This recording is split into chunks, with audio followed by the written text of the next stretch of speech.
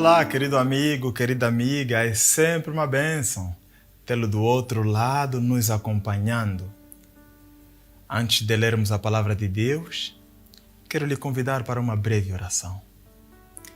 Nosso Deus, nosso Pai que estás nos céus, coloque, Senhor, as suas palavras em minha boca, para que tudo que eu venha a falar seja segundo a vontade dos céus. Em nome de Jesus. Amém. Vamos falar nesta noite no tema Fidelidade, minha identidade. Fidelidade, minha identidade. E eu quero convidar a sua atenção para o livro de Daniel, capítulo 1, e vamos ler o versículo número 7 e o versículo número 8. Diz a palavra do Senhor: E o chefe dos eunucos lhes pôs outros nomes, a saber, a Daniel pôs o de Belchazar, e a Ananias o de Sadraque, e a Misael o de Mesaque, e a Azarias o de Abdinego. E Daniel assentou no seu coração não se contaminar com a porção do manjar do rei, nem com o vinho que ele bebia. Portanto, pediu ao chefe dos eunucos que lhe concedesse não se contaminar. Que Deus adicione bênçãos à leitura da sua palavra. Daniel, Sadraque, Mesaque e Abdinego e todos os outros judeus na Babilônia, eles estavam nessa terra, neste momento, como consequência do pecado que o povo cometeu em Jerusalém. O povo judeu em Jerusalém foram desobedientes à orientação de Deus. O profeta Jeremias tanto que gritou, tanto que chorou para que o povo se arrependesse, mas não chegaram de se arrepender. Então Deus decidiu disciplinar o povo judeu, mas numa terra estranha, numa terra estrangeira. E a terra que Deus escolheu para disciplinar o seu povo era a terra dos caldeus na Babilônia. Posto na Babilônia, o povo foi dividido. Todos aqueles que foram levados de Jerusalém para a Babilônia foram divididos. Alguns poucos foram viver no palácio, como no caso de Daniel, Sadraque, Mesaque e Abdinego. E outros foram viver nas margens do rio para praticarem o pasto e a agricultura. Lá na margem do rio, Deus também levantou um profeta cujo nome era Ezequiel. E aqui no palácio estava Daniel. Daniel, queridos amigos, ele entendia que se estamos aqui na Babilônia, é resultado da infidelidade. Sabes, a infidelidade tem consequências sérias. Nunca alguém foi infiel e não experimentou as consequências. Há consequências sérias quando nos tornamos infiéis, seja no casamento, seja no compromisso com Deus.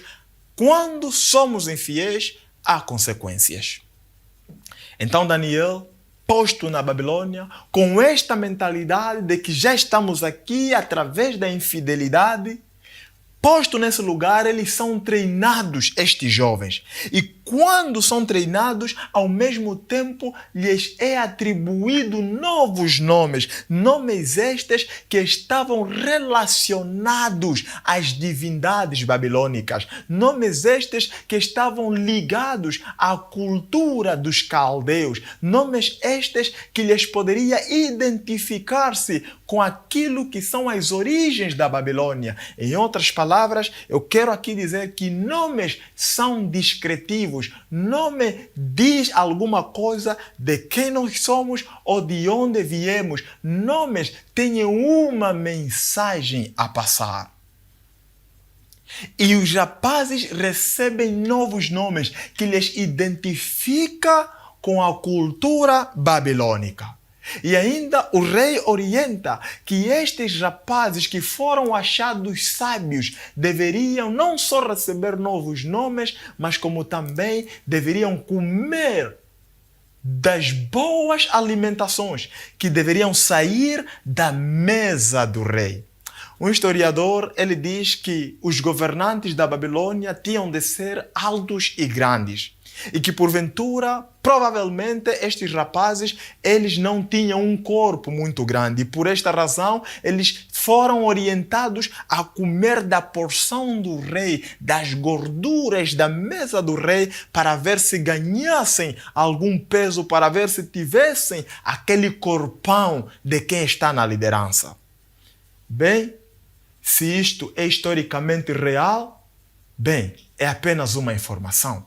Mas o que estamos aqui a ver é que o rei realmente, ele orientou que os rapazes comessem daquela comida. Mas estes rapazes, mesmo na terra distante, eles pediram que, se possível, poderiam somente ser limitados a comerem de comidas diretamente da terra, que são as verduras, as frutas e enfim. Estes rapazes, 10 dias depois do teste, a Bíblia diz que eles pareciam estar mais saudáveis do que qualquer outros. Mais saudáveis do que aqueles que comeram a comida ou da comida do rei. E estes rapazes, mesmo com nomes estranhos, mesmo com nomes babilônicos, a sua conduta não mudou. Os nomes mudaram, mas a conduta não mudou. Os nomes mudaram, mas o comportamento não mudou. O nome não influenciou na natureza destes rapazes. Muitas das vezes, nós não temos como rejeitar os nomes que nos são atribuídos. Você vai num bairro, te chamam um nome. Pessoas que talvez vão lhe chamar de Boelo, pela conduta que ele apresenta. Ele não tem nada a ver com as coisas que os outros jovens fazem. Então outros vão lhe atribuir o nome de Boelo ou o nome de alguém que não tem nada a ver. Queridos, os rapazes da Babilônia, eles não discutiram em receber novos nomes. Mas eles tinham algo em mente, que nome não pode influenciar a minha identidade. Você pode receber um nome de Betinho no bairro, por ser um jovem calmo, um jovem focado na palavra de Deus. Pode receber um nome de abuso, por ser uma pessoa concentrada na palavra de Deus.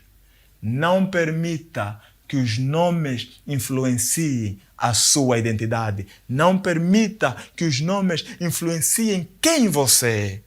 E em segundo lugar, nós aprendemos a partir destes textos que, mesmo estando em terras estranhas, estes rapazes se mantiveram fiéis. Há muita gente que, quando está perante a família, é boa pessoa. Quando está perante os pais, é boa pessoa. Mas quando se distancia dos pais, se torna uma pessoa ruim. Quanta gente nós vemos por ali, que quando estavam perto do pai, boa pessoa, pessoa da igreja, pessoa de Deus. Mas uma vez que foi estudar distante, talvez numa outra província, talvez num outro país, para a surpresa do pai, este filho, ele nem sequer mais tem algo a ver com Deus.